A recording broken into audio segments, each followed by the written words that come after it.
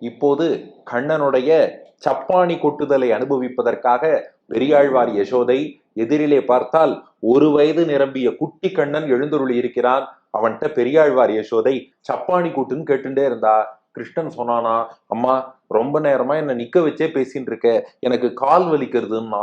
பெரியாழ்வார் யசோதை பார்த்தா, அவ்வளவுதானே, நான் கீழே உட்காந்துக்கிறேன், என் மடி மேல ஏறி உட்காருன்னா. சரிட்டு பெரியாழ்வார் யசோதை அமர்ந்தாள். அவள் மடியிலே ஏறி கண்ணபிரான் அமர்ந்தான். இப்ப மடியில இருக்கிற கண்ணனை பார்த்து, இப்ப சௌக்கியமா உட்காந்துட்டியா, இப்ப சப்பாணி கொட்டலாமா அப்படின்னு கேட்டா. அதுக்குள்ள நந்தகோபர் அங்க வந்தாராம். இது ஒரு அழகான பாசுரம். இந்த காட்சி பெரியாழ்வார் வர்ணித்த காட்சி. அப்ப நந்தகோபர் அந்த பக்கமா வந்தாராம்.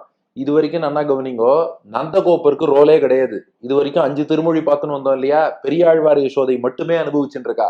இப்பதான் நந்தகோபர் வரார். வந்து யசோதைய பார்த்து கேட்டாராம், என்ன கிருஷ்ணன் என்ன சொல்றான், மடியில உட்கார வச்சு விளையாடிட்டு இருக்கியா அப்படின்னு கேட்டாராம் நந்தகோபர். பெரியாழ்வார் யசோதை புலம்பினாலாம், அதை ஏன் கேக்குறீங்க, சப்பாணி கொட்டுன்னு தான் கேட்டேன், அவனை வேற ஒண்ணும் பண்ண சொல்லல.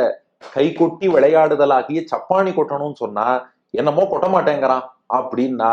உடனே நந்தகோபர் வந்து எதிர்த்தாப்புல உட்கார்ந்தாராம். கிருஷ்ணா வாடா, அப்பா மடியில உட்காரு, அப்பா மடியில உட்காந்து சப்பானி கொட்டுறியா அப்படின்னு நந்தகோபர் கேட்டா. மாட்டேன்னு அவருக்கும் தலையாட்டினான்.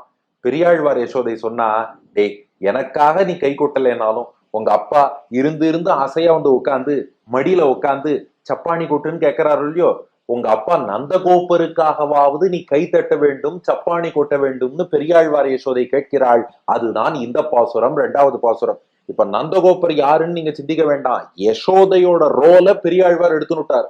நந்தகோபர் தான், கிருஷ்ணன் கிருஷ்ணன் தான், மத்தவா எல்லாரும் அவரவத்தான் இருக்கிறார்கள். ஆனா ஸ்ரீவில்லிபுத்தூர்ல கலியுகத்தில் வாழும் பெரியாழ்வார் தன்னை ஆயர்பாடியிலே துவாபர யுகத்தில் இருந்த யசோதையாக பாவித்து அந்த தன்மையே அடைந்து பாசுரத்தை பாடுகிறார்னு நாம புரிஞ்சுக்கணும்.